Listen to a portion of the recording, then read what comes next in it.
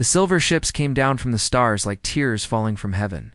Commander Lee Junho stood at the big window of the moon station, watching the alien ships float above Earth's cities. His heart beat fast as he saw them move into position. "Looks so beautiful," said Dr. Kim Sora quietly beside him. Her breath made fog on the cold glass. "But they scare me too." Lee Junho nodded.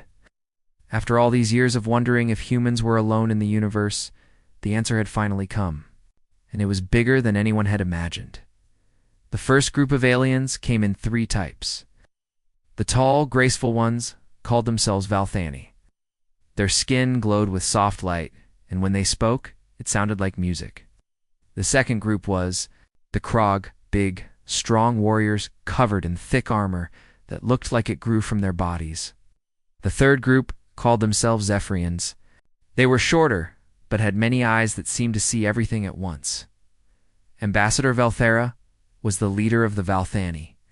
When she spoke to the human leaders, her voice was gentle, but felt like a grown-up talking to a small child. "Eager. People show promise, young humans. We have been watching you grow. You are almost ready to join the real galaxy." Park Do-yan was Earth's main speaker for the talks. He did not like how she talked down to them, but he kept his face calm. "We thank you for coming, but humans have done well on our own so far." Valthera made a sound that the translation machine turned into soft bells ringing. "Yes, your feelings are very ... sweet, but space is big and full of dangers. There are rules you must follow to stay safe." The months that followed were hard for humanity. The aliens made many new rules they called safety guidelines. Humans could only travel to 3 nearby star systems. The aliens would decide what new technology to share and when. If humans wanted to explore old ruins on other planets, alien watchers had to come along. Earth's leaders wanted the alien knowledge badly, so they said yes to everything. Dr. Kim Sora worked with alien biology and kept asking for access to their history files. Every time she was told no, the Zephyrian teacher Mechthul always gave the same answer: "It is to keep you safe. Young species can get hurt by learning too much too fast." But Sora was not fooled. She met secretly with Commander Lee Junho to share her worries. "They act like we are babies who might get hurt by sharp things, but what if they are hiding something bad?" Lee Junho had been thinking the same thing. The aliens were too careful about what they shared. They watched everything humans did. They took notes on how people acted and what they said. It felt less like friendship and more like being studied. "Why won't they let us see their history?" Sora asked during one of their quiet meetings. "What happened to all the other young species? They helped before us?" The question hung in the air like a dark cloud. Lee Junho did not have an answer, but he promised to help her find out. The Alien Council met for many days to decide about humanity. When they finished, Valthera announced their choice with that same grown-up 2-child voice: "We have decided to let humans join the galactic community as junior members. In 50 years, we will see if you are ready for full membership." The news made people on Earth very happy. There were parties in every city. Children drew pictures of the beautiful alien ships. Scientists dreamed of all the new things they would learn, but the celebration felt hollow to some. The aliens left behind watching stations on every human world. They also left groups of alien advisors who would help guide human decisions. The word guide sounded nice, but it felt more like being controlled. As the main alien ships prepared to leave Earth, Dr. Kim Sora stood again at the moon station window. This time she was not amazed by their beauty. She was worried about what came next. "They are treating us like children," she said to Lee Junho. "But what happens when children grow up and stop listening to their parents?" Lee Junho watched the ships disappear into the stars. Maybe that is what they are afraid of. Neither of them knew it yet, but they had just asked the most important question of all. The Galactic Council had been through this process many times before with other species. They knew exactly what happened when their children grew up. They made sure it never happened again. Earth's celebration continued for weeks. But in the quiet corners of research stations and military bases, a few humans began to ask dangerous questions. Questions about empty planets that should have been full of life. questions about species that seemed to have vanished just when they were becoming interesting. Questions that would soon lead to answers nobody wanted to hear. The galaxy was about to learn something new about human children. They did not stay children forever. 6 months had passed since the aliens first came to Earth. Dr. Kim Sora now floated through the corridors of an ancient space station that orbited a distant planet. The old station was made of strange, crystal-like material that seemed to glow with its own light. Nobody knew who had built it or when, but it was very, very old. "This building style is interesting," said Culver, the Zephyrian guide. His many eyes looked at the walls around them. "But it is very simple and old. We should only look at the rooms near the entrance." Kim Sora nodded and smiled, but inside she felt frustrated. Every time they found something interesting, the aliens told them it was too dangerous or too advanced for humans to understand. Her assistant, Choi Min-jae, walked beside her with his electronic tools. He was young but very good with computers and codes. While the alien guides were busy looking at simple objects near the front of the station, Min-jae quietly moved away from the group. His small scanner was beeping softly. It had found something the aliens said could not exist. "Sora," he whispered into his communication device. "Come here quickly. You need to see this." She made an excuse to the aliens and followed Min-jae deeper into the station. What she found made her heart race. In the center of the old station was a large computer system that was still working. The aliens had told them that nothing in these old places could still be active. "This is impossible," she whispered. They said all the old technology was dead. Minja's fingers moved quickly over his portable computer. He was using special code-breaking skills he had learned in university. The aliens had said many times that humans were not smart enough to break alien codes. They were wrong. "Look at this," Min-jae said as strange writing appeared on his screen. The computer was trying to translate the old alien language, but it was difficult. Still some words came through clearly. "Cleaning protocol. Cycle 847. Promising species removed. Threat check complete." Dr. Kim Culver's voice echoed through the station halls. "Where are you? That area is not safe." Min-jae quickly copied all the data to a hidden part of his computer before they went back to the group. That night on their research ship, he and Sora worked through the night trying to understand what they had found. The ancient records told a terrible story. They spoke of many different alien species that had once lived among the stars, dozens of them. These species had built spaceships, created amazing computers, and even met with the Galactic Council. Then, suddenly, they were all gone. Their worlds were empty. Their histories had been erased from all official records. The Hiraki Sora read from the translated text. They learned to travel faster than light in Council year 2847. Status: removed because they might spread too quickly. The Morden Collective. Min-jae continued reading. They built computers that could think like living minds. Status: removed because their mind reading was too dangerous. Each record followed the same sad pattern. The alien species would be contacted by the Council. They would be guided and watched. They would be judged. Then, when they became too advanced or too independent, they would be completely destroyed. "This cannot be real," Sora whispered, but her hands were shaking. "The Council helps young species. They protect us." "Do they?" Min-jae asked quietly. "Or do they just watch us until we become a threat?" When they tried to access more of the ancient data during their next trip, they found that all the archaeological sites were suddenly closed to humans.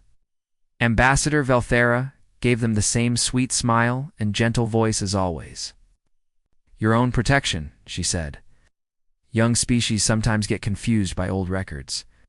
They do not understand what they are reading." But it was too late. The truth had been seen, and now it could not be unseen. Sora and Min-jae knew they had discovered something that the Council desperately wanted to keep secret. Back on Earth, they met secretly with other scientists and military leaders. The evidence was frightening but clear. Now, the Galactic Council was not a group of wise teachers helping younger species grow. They were predators who identified promising species, watched them develop, then eliminated them before they could become competition. How many species have they killed? Asked Commander Lee Jun-ho when he saw the data. At least 47 that we can confirm, Sora replied. And probably many more whose records were completely erased. The room fell silent. Everyone understood what this meant for humanity. They were not special guests joining a galactic community. They were the next targets on a very long list. What do we do now? Someone asked. Now we do what humans do best, Sora said, her fear turning into determination. We learn everything we can, we prepare for the worst, and we refuse to go quietly. The aliens thought they were dealing with naive children who would never question their authority. They were about to learn that human children ask too many questions, and they never stop looking for answers. The game had changed, but the council did not know it yet. Dr. Yoon Ji-ho had always been the kind of person who got into trouble.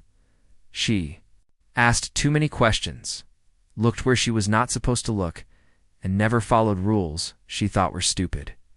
When she secretly broke into the council's private communication networks, everyone expected her to be arrested and thrown in prison. Instead, she found herself in a hidden underground room beneath Seoul, surrounded by some of Earth's smartest people.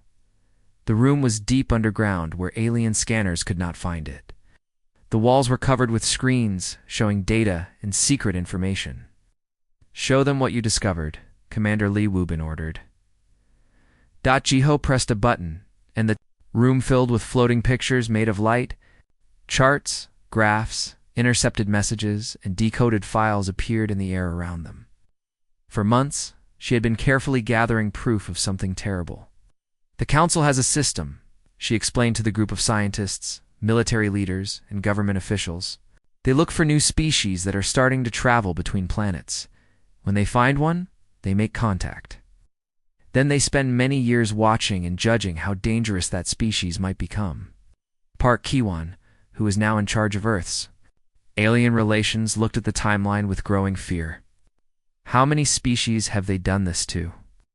We have proof of 47 species being completely wiped out in the last 1,000 years, Dr. Kim Sora answered. She had been working with Ji-ho to understand the data. Every single one followed the same pattern that we are seeing now. First contact, then safety rules, then careful watching, then what? Asked General Kang Hun-hwa, Earth's top military commander. Then they kill everyone, Ji-ho said simply. The Valthani make up diplomatic reasons, saying the species has become dangerous or unstable. The Krog warriors do the actual killing, usually with engineered diseases or by starting wars. The Zephyrians make sure all evidence is destroyed, so no one remembers the species ever existed. The room became completely quiet. Everyone understood what this meant.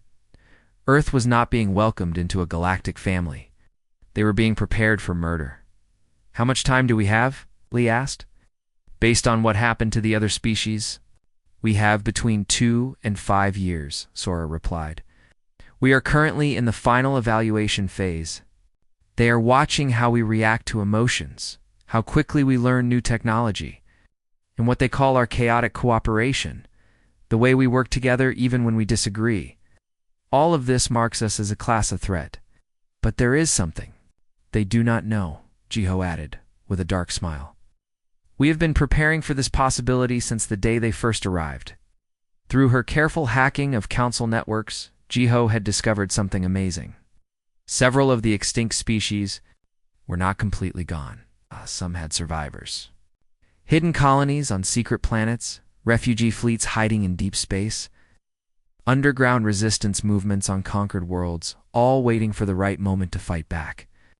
The Hiraki have 3 hidden colonies, she explained, pointing to a star map. The Morden Collective survived in isolated computer networks. The Kethmari have been living in asteroid fields for 200 years. They are all angry, and they are all ready to fight. But why have they not fought back before now? Asked someone in the group. Because they were alone, Lee answered. Each species faced the council by themselves, but now they have allies. Ji-ho finished. We have been sending secret messages to all the survivor groups. They are willing to work with us. The room buzzed with whispered conversations as people discussed what they had learned. The situation was terrifying, but also offered hope. For the first time in 1,000 years, the Council's victims would not stand alone. "We have a choice to make," General Kong said quietly. "We can try to run and hide, hoping they will leave us alone. Or, ... Or we do what humans have always done when someone tries to hurt us," Lee finished. "We fight back." The vote was quick and unanimous. Every person in the room agreed. The Council wanted to see humanity as a threat. They would learn just how dangerous Earth's children could really be. Dr. Kim Sora stood up and looked around the room. "They think we are naive. Children who will trust them until the end. They think we will go quietly when the time comes." "They're wrong," Jiho added. "We have been learning their language, studying their technology, and building our own weapons. We have been preparing for war since the day they told us we were too young to see their historical records. And now we have friends," Lee said. "Friends who have been waiting centuries for revenge." The meeting ended with plans being made and assignments being given. In the months that followed, Earth would secretly prepare for the greatest battle in human history. The Council thought they were dealing with helpless children. They were about to learn that. Human children grow up to be very dangerous adults. The morning sun shone through the windows of the meeting room as Ambassador Velthara entered with her usual graceful movements. She had come for what she called a routine evaluation meeting. But everyone in the room knew it was really a final judgment on whether humanity would be allowed to live. Dr. Kim Sora sat at the long table with other Earth leaders, forcing herself to smile and act respectful. She presented reports about human technology development, making sure to sound humble and grateful for alien guidance. Park Kiwon, sitting beside her, nodded and agreed when Velthara suggested even more restrictions on human space travel. "Species shows great wisdom in accepting our guidance," Velthara said with that same sweet, condescending voice. "Perhaps our concerns about human ... unpredictability ... were too strong." Behind her polite smile, Sora felt like she might throw up. Every word she spoke was a lie. Every nod of agreement was an act, but the performance had to be perfect. Aliens could not know what was really happening beneath their feet, deep underground in Seoul. And in similar hidden bunkers across Earth, humanity's real response was already in motion. The quantum communication array had been carefully disguised to look like a simple weather monitoring station. For weeks it had been broadcasting continuously into space. The encrypted messages carried one simple but devastating package: the complete archives of Council genocide, sent to every corner of the galaxy. "Status report," Commander Lee Wubin whispered into his neural implant as he smiled and shook hands. With the Krog military observer who had come with Velthara, 15 confirmed responses so far, came Dr. Yoon Jiho's voice directly into his mind. "The Hiraki survivors are gathering their forces. 3 other extinct species have made contact. The resistance network is much larger than we hoped." The Council had made a critical mistake. They had assumed that complete genocide was possible. In their arrogance, they never imagined that desperate species might hide in the dark spaces between stars, scatter to secret planets, or survive in ways the Council never thought to look for. "The Morden Collective is very interested in our proposal." Jiho continued her report. "Their quantum consciousness network survived in isolated computer nodes scattered across the galaxy. They're ready to coordinate with us." It's the evaluation. Meeting came to an end. Velthara seemed pleased with what she had seen. "The Council will make its final decision within the month. I believe humanity has earned the right to its continued existence." The words sent chills down everyone's spine. The casual way she talked about their species' survival, as if it was a gift she might choose to give or take away, reminded them exactly who they were dealing with. The moment the alien delegation's ships disappeared into space, preparations moved into their final phase. Hidden shipyards that had been built in the asteroid belt began working at maximum speed. Quantum weapon arrays, carefully disguised as mining equipment, powered up for the first time. Most importantly, the resistance network across the galaxy began to move. "They think they are dealing with frightened children," General Kang Hoon-hwa observed as Earth's Secret War Council assembled in the deep bunker. "They are about to learn that human children bite back." The trap was perfectly set when the Council returned to execute their cleansing protocol, they would not find helpless victims waiting to be slaughtered. Instead, they would face a coordinated rebellion that had been planning their downfall for generations. In the weeks that followed, secret preparations intensified. Human engineers worked around the clock to complete weapon systems that the aliens had never seen before. Communications specialists maintained contact with survivor groups across the galaxy, coordinating timing and strategy. Military commanders studied every piece of intelligence about council tactics and weaknesses. The beauty of their system, Sora explained to a group of resistance leaders, is that it depends on the victims never knowing what is coming. They have gotten away with genocide for 1,000 years because each species faced them alone and unprepared. But we know, Lee added, and we are not alone. The Haraki survivors had been hiding in 3 different star systems, building ships and weapons for centuries while waiting for a chance at revenge. The Morden Collective had preserved their consciousness in quantum computer networks, allowing them to survive even when their physical bodies were destroyed. The Kethmari had been living in asteroid fields, their children growing up in zero gravity, becoming the finest space pilots in the galaxy. All of them were angry. All of them were ready to fight. And all of them were now working together under human coordination. What the Council never understood, Keiho said as she monitored communications from across the galaxy, is that their greatest weakness is also their greatest strength. They are so efficient at killing that they never learned how to fight a real war. The Council had spent 1,000 years as predators, hunting helpless prey. It never faced an enemy that could fight back effectively. They had certainly never faced an enemy that included survivors of their previous genocides, all working together with detailed knowledge of Council tactics. Earth's children were about to teach the galaxy's greatest predators what it meant to be hunted. The cleansing fleet came to Earth like a storm of death, expecting to find a helpless world waiting to be destroyed. Instead, they found something that had never happened before in 1,000 years of genocide. "This is impossible," growled Krog Fleet Commander Gorthok, as his sensors lit up with warnings. The space around Earth was filled with defensive weapons and hidden ships. Our spies said the humans had almost no military power? Perhaps his Zephyrian advisor said quietly, "Our spies were wrong." The first wave of Council ships moved forward to begin the slaughter, but they met resistance unlike anything in their long history of killing. Human warships suddenly appeared from hidden positions throughout the solar system.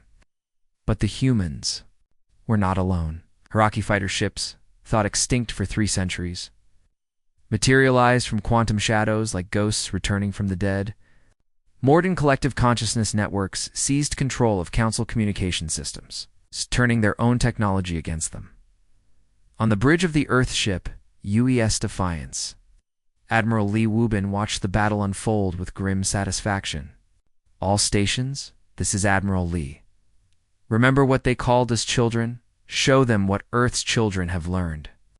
The space battle was fierce, but shorter than anyone expected. The Council's military tactics had been perfected over thousands of years, but they were designed for one thing: killing helpless victims. They had never faced coordinated resistance from multiple species working together in perfect harmony. "This cannot be happening," Ambassador Velthera transmitted from her flagship as Council ships exploded around her. "The extinct species cannot exist. We eliminated them completely." "Eliminated their worlds," Dr. Kim Sora replied from Earth's command center. "You never understood that survival is not about individual strength. It is about adaptation and cooperation." The Council had been so focused on destroying civilizations that they never learned how to fight a real war. Their ships were designed to intimidate and overwhelm weak opponents, not to engage in actual combat with prepared enemies. Haraki pilots, trained in secret for centuries, flew through the battle like dancers, their ships moving in ways that Council weapons could not track. Morden consciousness networks infiltrated Council computer systems, causing their own weapons to malfunction and their navigation to fail. Human ships coordinated, everything with a precision that the Council had never seen before. The final moment came when the Council's command ship, surrounded and powerless, attempted to activate a quantum weapon designed to sterilize all life. On Earth, the weapon charged up, preparing to turn the planet into a lifeless rock. But the weapon never fired. Dr. Yoon Ji-ho is now aboard the enemy vessel after a daring boarding operation. Smiled as she transmitted the shutdown codes from the ship's own computer. "How is this possible?" Elthera demanded, as human soldiers secured the bridge and placed her under arrest. "You taught us that emotional intelligence was a weakness," Ji-ho replied. "But emotional intelligence is what builds alliances. While you were taking notes on our primitive responses, we were building a galaxy-wide resistance network." The Council's surrender happened quickly once news of their fleets' defeat spread across the galaxy. On planets throughout known space, hidden survivors emerged from the shadows. Species that had been declared extinct began reclaiming their homeworlds. The galaxy's greatest predators had finally been stopped.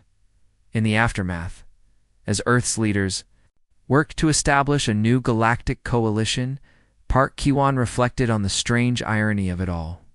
The Council had been right about one thing: humanity was dangerous. But not because of their technology or their aggression. They were dangerous because they refused to let others suffer alone.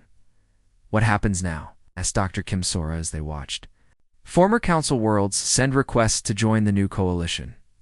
Now," Admiral Lee replied, "we make sure no species ever has to face extinction alone again. The galaxy's children are all grown up, and we take care of our own." The age of the Council was over. The age of cooperation had begun across the galaxy. Species that had lived in fear for millennia began to breathe freely. The Hiraki emerged from their hidden colonies to reclaim their ancestral worlds. The Morden Collective began rebuilding their quantum consciousness networks on a galactic scale. The Kethmari left their asteroid hiding places to once again walk on planetary surfaces and humanity. The species that had been dismissed as naive children became the leaders of a new galactic civilization based on cooperation instead of domination. The Council members who survived the war were not executed or enslaved. Instead, they were given the opportunity to join the new coalition as equals, learning what it meant to work with others instead of ruling over them. "They called us children," Lee said during the first meeting of the new galactic coalition. "But children grow up. Children learn. And children remember what it feels like to be small and afraid." The galaxy would never be the same. The age of fear was over. The age of hope had begun. And it had all started with a species that refused to accept the word no when they asked to see the historical records.